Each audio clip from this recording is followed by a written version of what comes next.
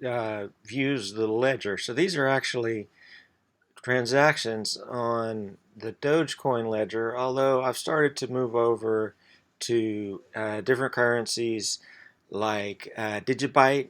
Digibyte is very exciting. I see a lot of potential for this. But the interesting thing about the Dogecoin ledger is the records are always in the addresses rather are always in the exact order that that they're created. Okay, so these it says this is a pretend bar, let's say, right? But really this is actually a cryptocurrency record, and you can open it up and take a look at it right here. So let's do that real quick, and there it is in its true format, not quite as readable, but you could definitely see it there. You don't get much simpler than this solution right here. But this is so powerful, you can do all sorts of things with this. And each of these transactions, which is, by the way, just a fake address, each of these transactions costs a fraction of a penny. And with Digibyte, it costs even less. It's such a small amount, I can't even calculate how small it is.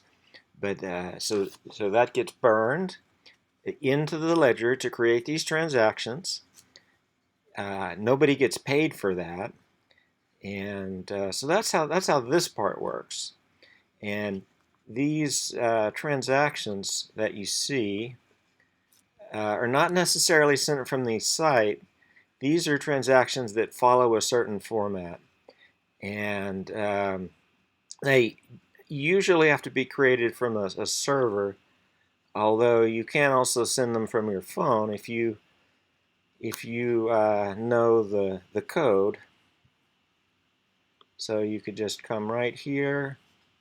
You can also create these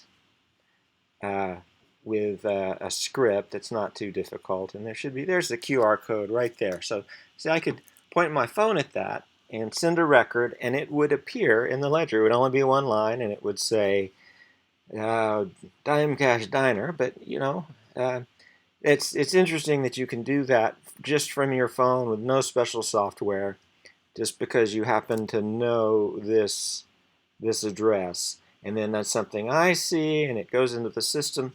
That's it. That's all there is to this piece of the solution. Thanks.